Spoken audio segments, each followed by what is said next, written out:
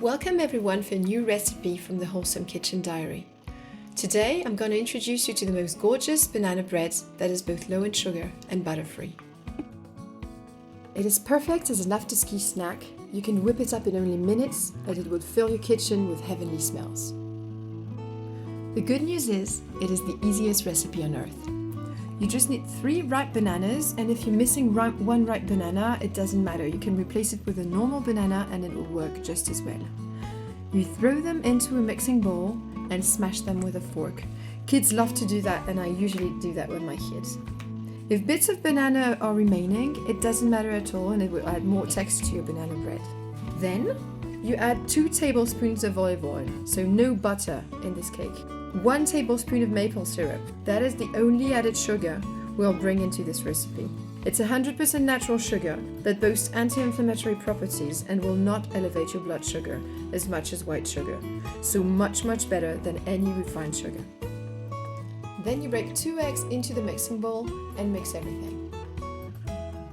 After that, we add 60 grams of oat flour that is very rich in fiber for extra health benefits.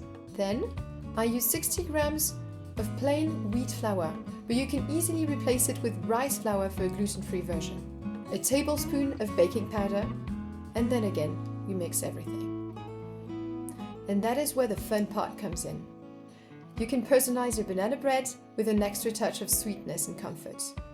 In this version, I am using chocolate bits, but you can add any nuts, raisins, chopped dates, or anything you have at hand.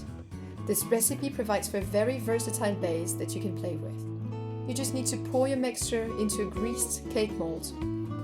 At this stage, I like to pimp my banana bread with a few nuts for extra crunchiness.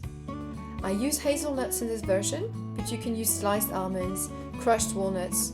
It's really to your liking. Finally, you pop it in the oven at 180 degrees Celsius for about half an hour. And there you have it.